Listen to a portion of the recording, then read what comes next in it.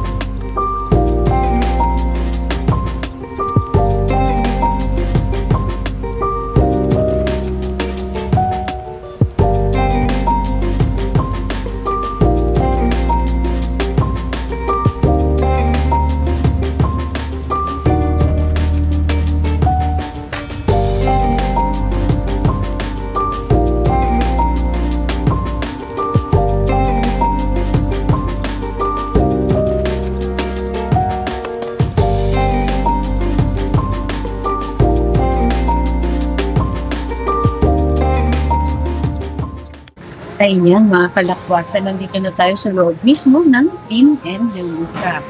At habang kanilang pinipupir ang ating table, tayo maglibot-libot na muna. Ito ang kanilang mga tinapay. Sa ngayon, wala pa masyadong display kasi niluluto pa nila. Masyado pang maaga. Kaka-open lang nila. 7:30 AM, open na po ang Dean and DeLuca. So, doon sa mga gusto mag-breakfast, at malapit lang dito sa area na ito. Dito po yan sa may Timog, Quezon City, sa may Scout Ramos. At meron po silang mga, ano ba ito?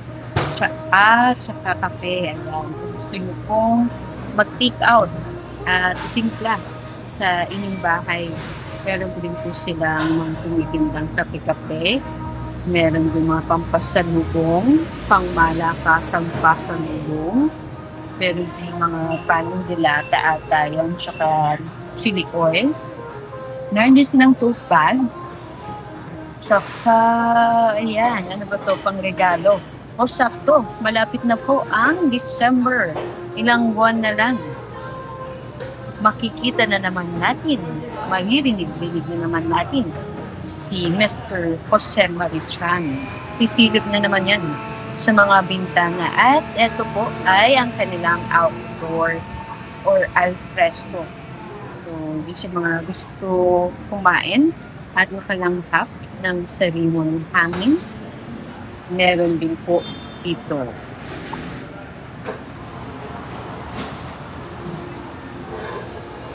Meron din silang long table para sa mga malalakihang grupo. Ayan. At meron din sila sa taas, kaso mukhang may harang.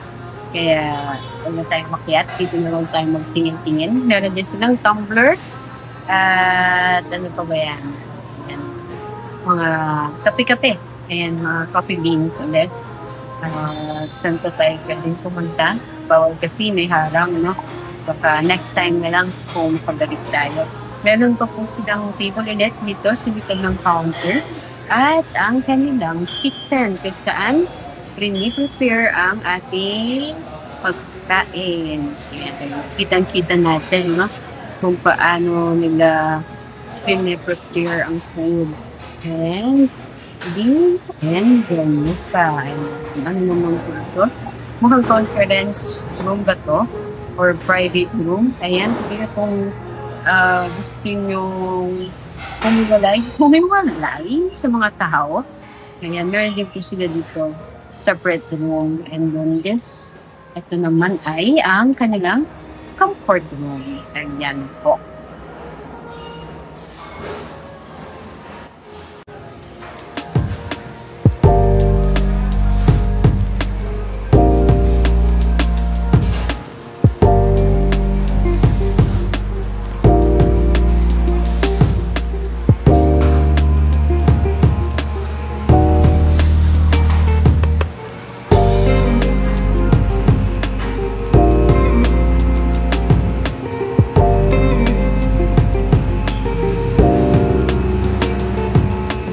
Ayan, balik na tayo sa ating table at tinan natin ang kanilang menu kung pasok siya sa ating budget.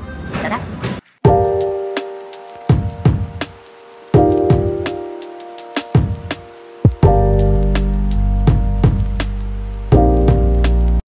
Ayan, yung palakuas na dumating ng ating order. Ito ang aking kape, ang sea salt caramel with cream cheese, at si husband ay juice, at ang spinach and feta omelette.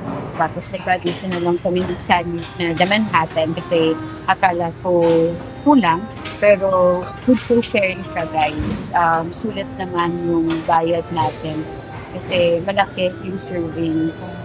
Tapos ang akin ay itong classic egg benedict na pinadagdagan ko ng smoked salmon, kaya nasa 640 siya. So, ayan guys, so enjoy our food muna and see you in the next vlog.